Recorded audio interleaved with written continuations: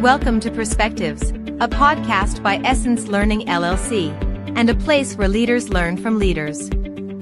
Let's join today's episode.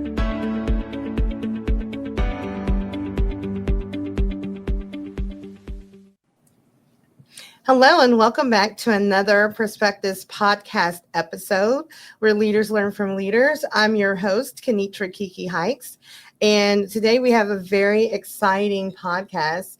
And what makes it even great for me is that I get to sit down and have a conversation with two people that I have called my leaders, and we've worked at the same organization for years, and I've had the privilege to report into both of them. So I'm excited. Thank you, Crystal and Valerie, for joining, and welcome to today's episode. Thank you. Yes. So before we jump into the beef of everything and talking about the role of senior leadership, why don't we take a moment here for you and Crystal to do some introductions, introduce yourself, and give us a little background of your professional history.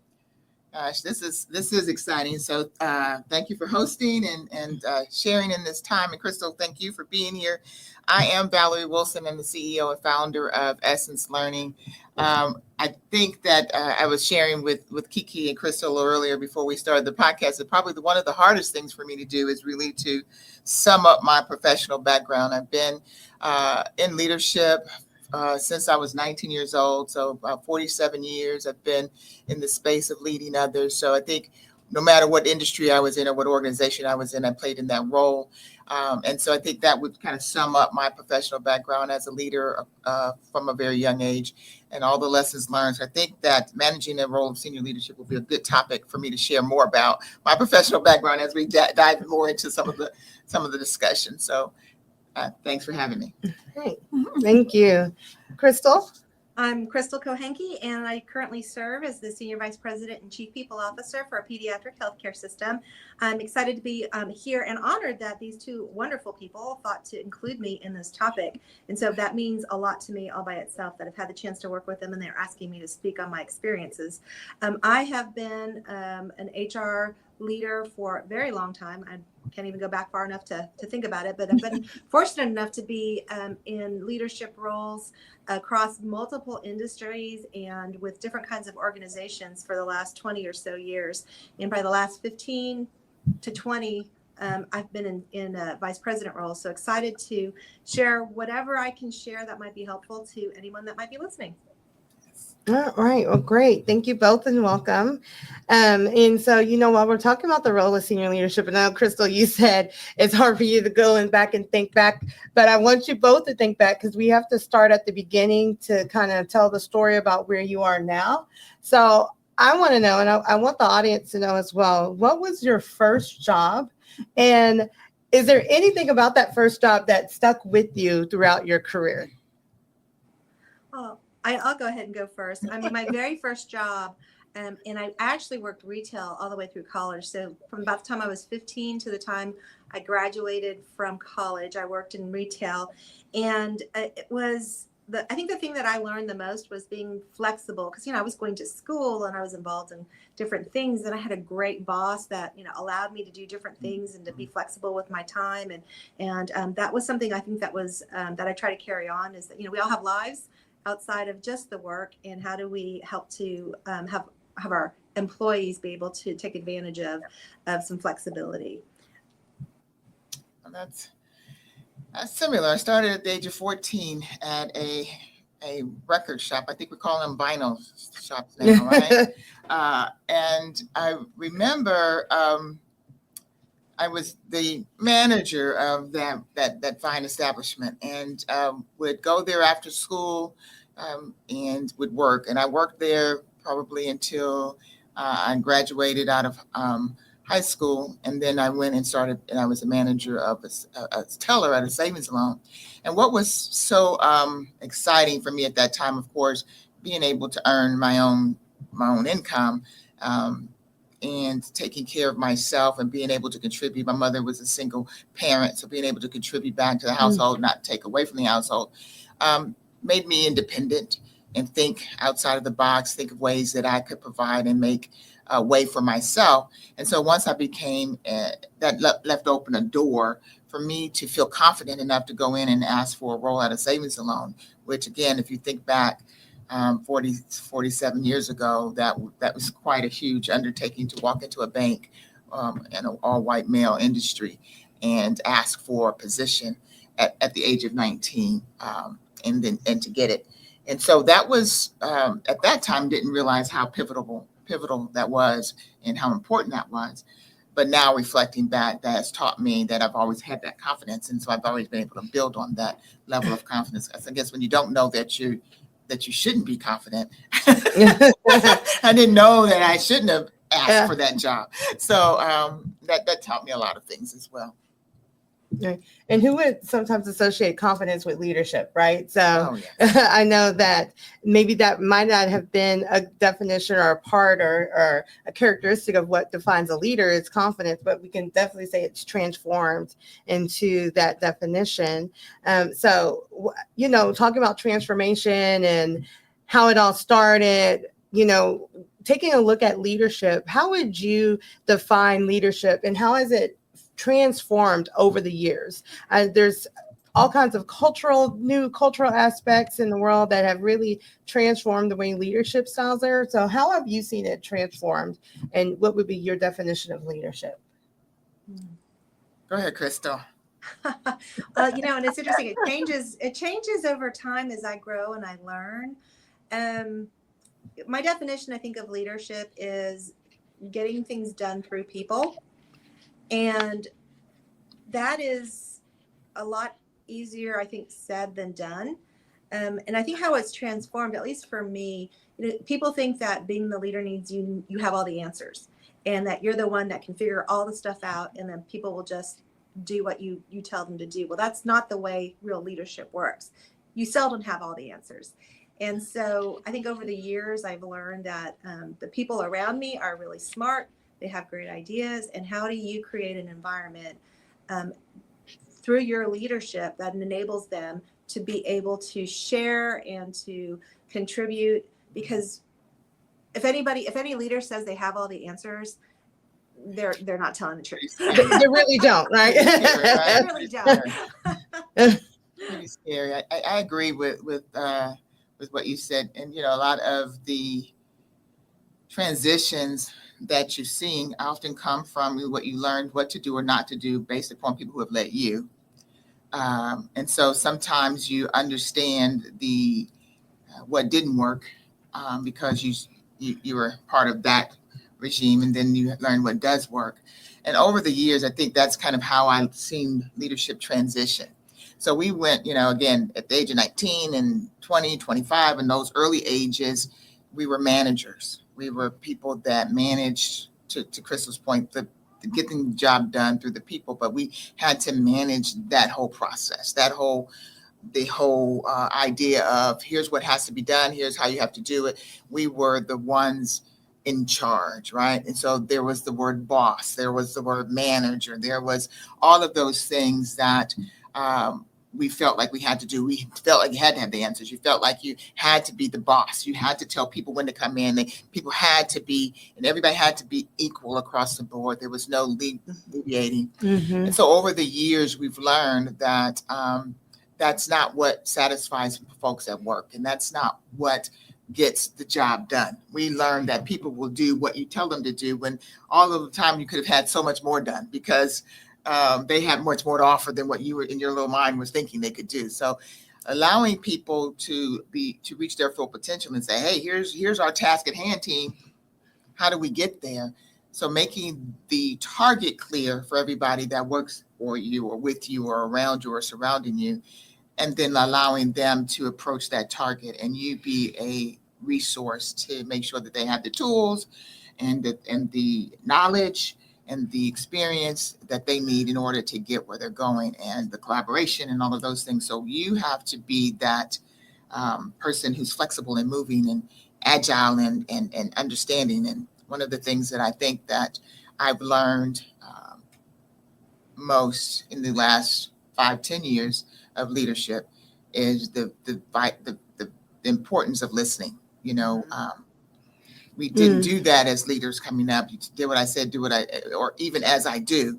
But the listening part has been something that has had to develop over the last 10, 15, 20 years because we just didn't have to do that as leaders. Right. And now it's imperative. Absolutely. And it's funny because, I was just talking to somebody on my team yesterday, or maybe it was the day before, and relatively new person to my team. They were talking to somebody else that's been on my team for a little while, and they're like, we just wish sometimes you would tell us what to do. We're like, is that really what you want? We hear that. And then, Crystal, one of the things that, I know you do well, because I've had the privilege of working for you directly, is you ask questions to lead you to your thought process. And I know that I do that same technique, and it drives most folks crazy because they're like, where are we going? We're not going anywhere. I'm just trying to gather information, but everybody thinks in your head, because you are the leader, that you really have a direction you're trying to go. Really, I don't know. Just questions.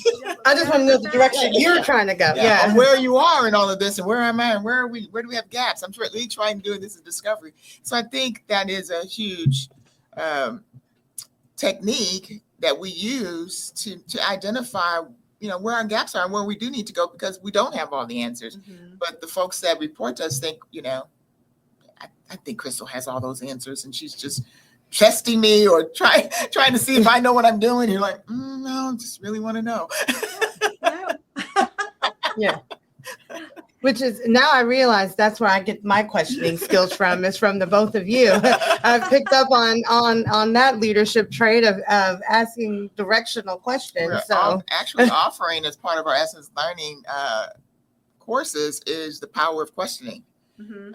And I told you, working with, and David Porter's been a part of our Essence Learning podcast as well. And he talks about the power of questioning, or not those words, but that's really what it is. So I think that's probably been some of our legacies that we've led as used as leaders as we manage in these senior leadership roles. So you got to be curious, right? Got to be curious. There it is. Got to be curious. Curiosity. There's a tip. Let's write that down, listeners. You got to be curious. Mm-hmm. That's a leadership characteristic I have not heard before, but I understand. Yeah, you have to be curious. Mm-hmm. Got to be curious. I'm gonna write that one down. I'll give you credit for it. All right. We'll send you the copyrights on that got to be curious. So I love that.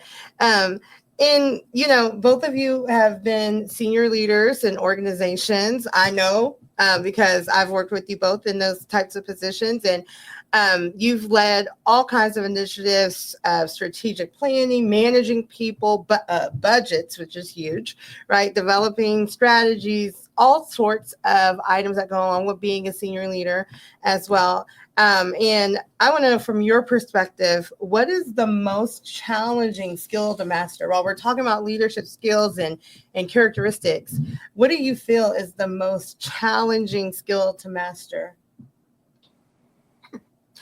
Budget. I'm gonna put that out there. Yeah. And for me, because I am a people leader by my own definition, I think that I lean towards the managing the people aspect of leadership. My skill sets around managing my skill sets around leading people. I'm much more focused on that intuitively. I mean, that's kind of where I go. That's my first place to go, is to ask about the people, or does everybody have what they need? And so that's my go-to. The second is, I got to process. I got to put it together. I got a strategy I got to think about. I need to think about the budget. And so what helps me to make that easier is I think about, how does that help the people? Do I give them am I giving them the right resources? Do I have the right focus? So that I'm leading them correctly. So that's how I was able to become passionate about those process things, because it made me understand that it made me more effective in leading and providing for the people side of the business. So then it became like, okay, I could do this. I want to do this, because it was really, the end game was not just to have a budget or to meet numbers or to meet the widgets. It was really to make it easier for the folks that worked in our business or in our departments to work more effectively. So that helped me. But yeah, the budget, the processes, and the strategies and all that. I'm thinking, when I remember at age 30 or so, it's like, oh my God, I don't think I want to do this thing anymore. So I had to click that button on it. It's why I'm doing it and the benefit of it for the folks that I so love. Yeah. Well, and for me, I know this is not going to sound, I'm going to be vulnerable. For me, it actually is the managing people part. All the process parts are easy because there are steps to follow. There are things to do. Those are easy. It's helping people to understand the vision, helping people understand how they align, helping people recognize where their strengths and opportunities lie and where they can grow to be able to attain that vision or to move in that direction. And keeping, and back to one of the things that I know about I know myself very well. That's one of the things I think from a leadership journey. I know what my opportunities are. There are things that I know that I'm very good at, and I've really been able to fine tune those, but I also pay attention to those things I'm not good at. And the reason I do that is because I try to supplement and fill my team in with those people that I'm not good at. And I'm not an intuitive leader like Valerie. I have to work at it. I have to consciously pay attention to the feelings in the room, the way people are reacting. I have to really spend time understanding the skills and the wants and the desires of the people. I am not an intuitively, I do not intuitively pick up on people's emotions. So I have to work at that. And I have developed things in my own leadership style that helps me identify or to check and touch base. And so I know this is going to sound probably contrary to the things that I'm saying, but for me, it's always being aware of the people, always being aware of how, when I say something, what that impact may have on people. And so that's, to me, the hardest part of senior leadership is always thinking about each person as an individual and how they come together as the collective and trying to accomplish whatever goal you have. And like the budget piece, I have good people on my team that are good at the budget. So I'll use your strength, you do the budget, but it's the alignment and continuing to help people feel seen, people feel like they're having an opportunity to grow. That's the hardest part, but it's also the most fulfilling part.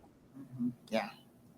And I as you were saying that, I remember so many conversations that you and I have had as we were on our development journey together. And I remember us having this almost the same conversation. It was like deja vu, like we've had this conversation. We talked about this before. Yeah, we talked about this and how we were able to bounce and balance that. Okay, you keep an eye on this and you keep an eye on that, and we'll continue to talk through that. And I think that's what really helped to make us effective in the way, in our reporting relationship, in the way that I reported to you and the things that you wanted to have done. You had your eye on, you need to be here, you need to be there, this is the gaps. And then I could come in and say, hey, here's what people are feeling, this is what the folks are doing. And we were able to respect one another in that way. So I think the idea of having those, being self-aware, right? And then having those folks that are around you that feel comfortable. So I think creating that environment, because there's all of us, none of us are going to have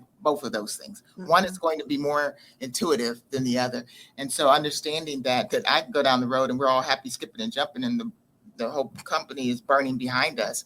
And then there's the other ones where we've got everything on the line and everybody's running out the door. So having that balance between, I think that's why we work so well together, is having that balance to make sure that both of those things were done and had very effective departments and results. So I think that speaks a lot from our experience and how we manage in those roles. Yeah, no, I think that's great. And very much, being on, seeing and having you both as leaders, I can see all of these traits and qualities and characteristics when you're talking about it. And I'm like, yes, I do. I remember these things, and we've been through a lot of train the trainers together as well. So these are things that I hold dear. One of the things that I do remember, and I'm going to, go back a little bit and be a little bit emotional about it, is that every time that I would see you guys come out of a boardroom where you're meeting with other senior leaders in the company, you just seemed exhausted, or like you've had to, really put up a fight in these last hours. And I never understood it until I moved into my senior leadership position and I walk into the room and I'm the only female of color in that room. And I know it was the same effect for both of you, so looking back at that and talking about that, that has impacted me. And I'm like, I understand. I get it. I understand what they were in the room and what they were fighting for. But they were the only person who looked like them in the room. So they had to fight just twice as hard. And so, hitting up on that, how really, I can't share that with the audience, but how has your gender and your ethnicity played a fact into your career? Well, I know it's a difficult question. yeah, it does start, kind of, first of all, try to stir up emotions, right? So you try to line up really what you brought into the room with you, because your own biases and stereotypes you bring into that space sometimes. And I share that oftentimes when I'm training, that I walk into a room where there's all white males and I'm the only, whatever, it's only female or only African American and the only woman, the only of my age or whatever that only is. I carry my own biases in there that they're not going to hear me, they're not going to listen to me, or I've got to work twice as hard. So whatever I'm thinking in that scenario, I bring that with me. And so that's part of the burden, is to unload that even before I get in. And then just responding with, here's what I came in here to do, and here's what I need to do, and getting that done. But to Crystal's point, if you're not intuitively aware of people's responses and reactions, and then all of a sudden it hits you like, oh my gosh, I wasn't expecting that, or this came at me a different way. It does exhaust you, because you're having to play down your own emotions and manage your own emotions at the same time, show that you're capable and able, and go in there and get the job done that you came in there for, whatever presentation that was, whatever ask you have, whatever needs you have, whatever results you're sharing. You've got to keep that focus, and then whatever response you need, you're trying to get that. So there was that added for me, taking away my own biases before as I walked in that room, managing the impact that some of those things were having on me, and then actually doing the work that I came in there to do. So I think that there was, I liken that to people who learn different languages. I come in here, I'm having to unlearn my language, understand what they're saying, make sure I'm hearing and translating into this. So it's all of that work being done, and just trying to present it. So those meetings could become difficult, particularly if you had a sensitive conversation that you were trying to have, or something that you knew were going to meet resistance just based on the topic or the content. And so then all those other things, my gender, my race, my age, my position, because I wasn't always the highest in the room. So all of those things weighed into how I presented myself, even from what am I going to wear when I go in there, to all of that. Thought just couldn't just walk in the room and say, I got a presentation and here it is. That just never was part of that. Well, and I have I think two different examples of when my race and gender came into play. One was in the room, in the boardroom, and another would be with direct reports, which has happened recently and kind of surprised me a little bit. I've never had this situation happen before. But back to the boardroom piece, my very first executive position, my very first VP over something for an organization. I'd been there for quite some time. I'd moved up from manager to director to vice president of different areas. And then I got a seat at the quote unquote table. And I was surrounded by people that had been there a long time, including my former boss, who I still felt like saw me as that manager I was 10 years ago. And I won't say that I felt different because of my race, because I felt like, I had moved up the ladder, I had gotten promotions, but I did feel different because of my gender. In that group, in that particular leadership team, it was always men with maybe one woman. And I had never seen, other than one female, be successful on that leadership team. Wow. I had seen women come, they tried, right? They would hire them, but they didn't stay, except for with this one particular woman that was able to do that. And so I had a great mentor at the time, And we had a lot of conversations around it. And I almost didn't take the opportunity because I had not seen a female be successful in that role, like I said, other than this one person. And during that discussion about the position, I asked if it would be possible, because it would be my first senior level position in that kind of a role. I asked if I could have a coach, if that would be something that would be part of the promotion. And they gave me one. And it made a huge difference because, you've got the whole, all these people that are sitting around the table.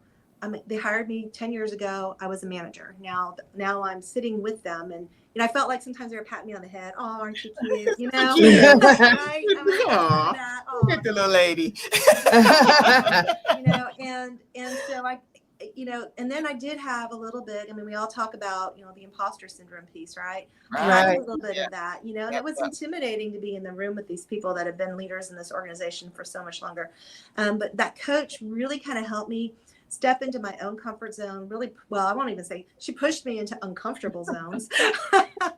And some of it was kicking and screaming and all of that other, good stuff. But, part of that exercise, although I appreciated the opportunity and I learned and I grew, but it also helped me understand who I was as a person and what was important to me.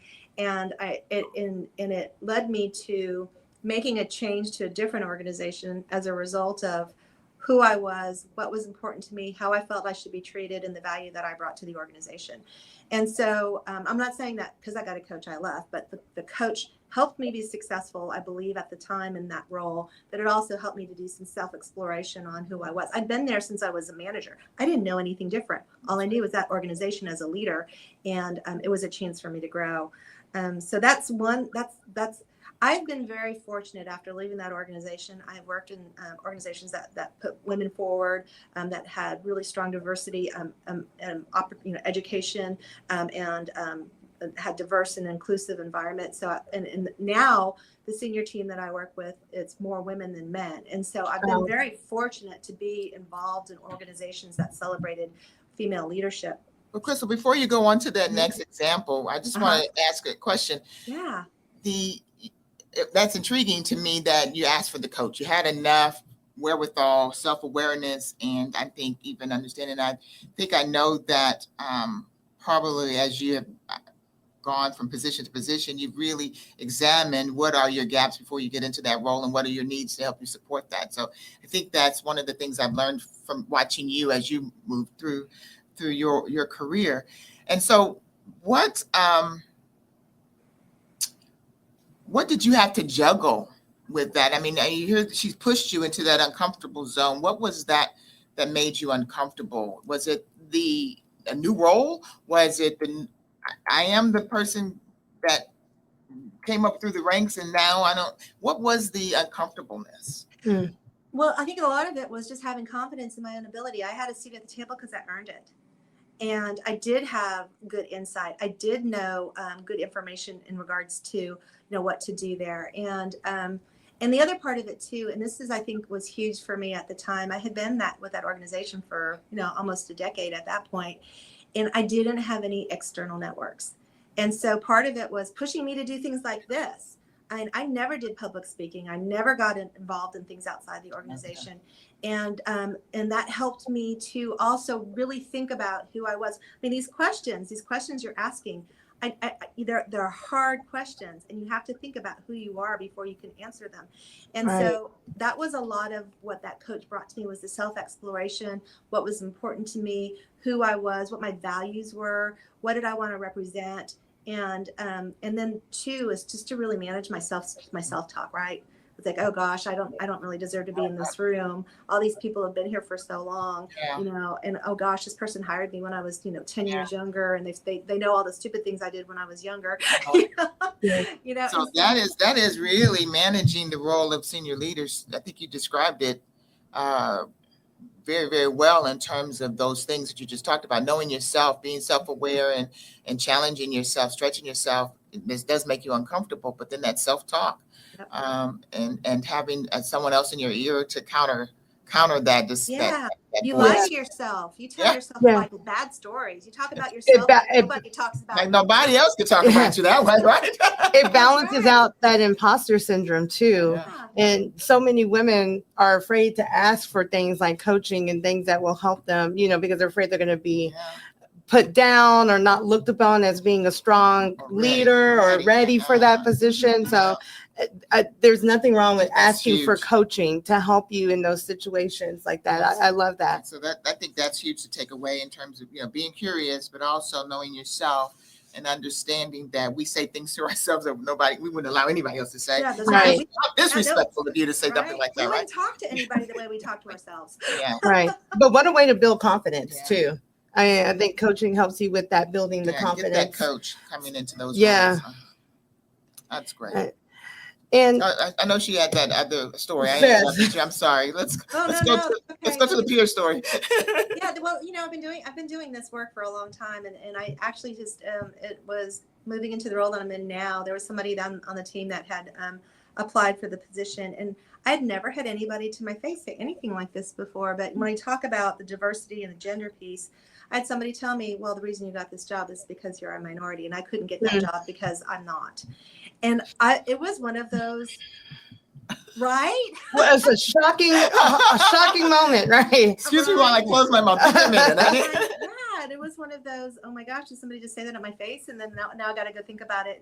But when you ask that question, Kiki, it just that example popped up in my head too, because it's not just the boardroom, it's not just the senior room. It's all around. How you interact and how people perceive you. And I feel like in that situation, I had to prove myself, right? I had to prove that I deserved this job. And I shouldn't have had to feel that way. I earned the job. Right. Yeah. Right. Excellent points. Well, I know we're coming close to an end, but before we wrap up, I kind of want to do a roses and thorns segment to end out. So I want to know from you, just each of you give me your rose and your thorn. If we can start with thorns first, so we can end on a good note, but give me your rose and your thorn about being a senior leader. And your thorn could be the challenges that you have to overcome. Yeah. Well, the thorn for me is letting people down. I don't want to let anybody down. I don't want anybody to feel like I wasn't my best, and because of that, it impacted their ability to be their best. Yeah. Gosh, I think the thorn for me is remaining present. When you've been in leadership positions for so long, oftentimes you think people know what they don't know. And so I have to always say, this is maybe their first time. What I experienced 47 years, I've been doing this so long. So I've said it over and over again, but they never heard it. So being that thorn is making assumptions about, for me, is that I assume people have been on my journey and know what I know. So I always have to kind of keep rolling back and not have expectations that people already are here when they're just getting started.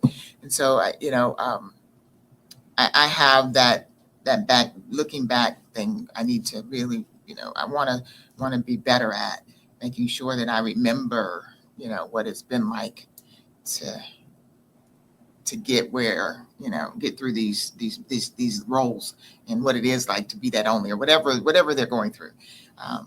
As opposed to, you can do it, you don't recognize it. I think I can, but can't. I don't have the strength. Oh, come on, get up and pull. You can do it. I'm all that. And that's a thorn for me, because that's not what they need. People don't need that cheerleader. They need that coach. They need that mentor. So sometimes I'm that. If I just say the positive things, they'll believe me, and off they go, and it'll make all the difference in the world when they need so much more. So that's my thorn, I think. Okay. What about your roses?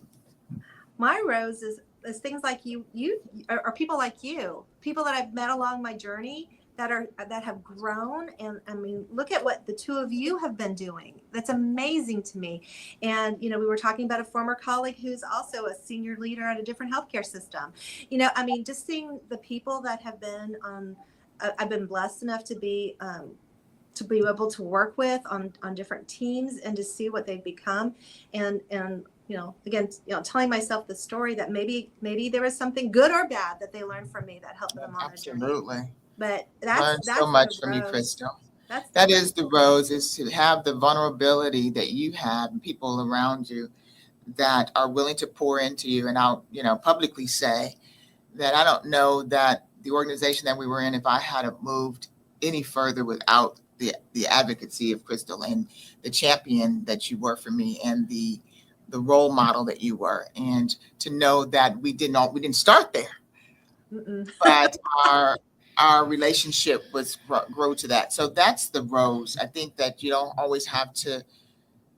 Everybody's not going to start as your champion, your advocate, or whatever, but you want to continue to show up as that person that they can see and then be that person that someone can tap into. And Chris, we were that person that when we sat down and said, hey, you listened and you heard and you made a way. And so that to me is the rose, is being able to be a part of that where someone made that way for me, but now I can create that path for someone else. And that makes me all teary-eyed, emotional and everything else, because I have grown a love for you all, and it grew from a place of we had to work together to we're seeking each other and opportunities to work together. Yeah. So that's you can't ask for any more than that. I mean, your family has to be your family, but so when you have these types of relationships that last over 20, 30 years, that it still feels fresh and new. Yeah. I think that's what this is all about. That's what true leadership is all about. Right. And I think that's a beautiful thing too. So I just want to thank you both for being here and for being caring and thoughtful and present leaders throughout your career as well. And I know that you have both made an impact in my life and many others as well. I'm sure that many other people can sit in this chair and tell the same story. So thank you both for sharing with our audience today. We're going to go ahead and end this podcast, but please remember, if you need anything for Essence Learning, we've talked about our Power of Questioning course coming up. So you can always reach out to us at www.essencelearning.net.